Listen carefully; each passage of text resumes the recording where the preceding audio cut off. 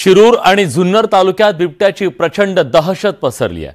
दरम्यान बिबट्याच्या हल्ल्यामागे 20 दिवसात 3 जणांचा मृत्यू झाला, त्यामुळे मनसरचे ग्रामस्थ आक्रमक झाले। संतप्त झालेल्या ग्रामस्थांनी गेल्या 7 तासापासून रास्ता रोको आंदोलन सुरू केले। जोपर्यंत वनमंत्री आणि पालकमंत्री येत नाहीत तोपर्यंत रास्ता रोको आंदोलन सुरू राहणार अशी भूमिका ग्रामस्थांनी घेतली आहे। तर खासदार अमोल कोल्हे रास्ता रोको आंदोलनात ठाण मांडून बसले।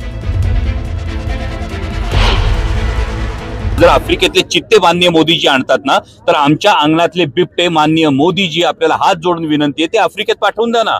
तिकडे जर बिबटे हे झालेले आहेत।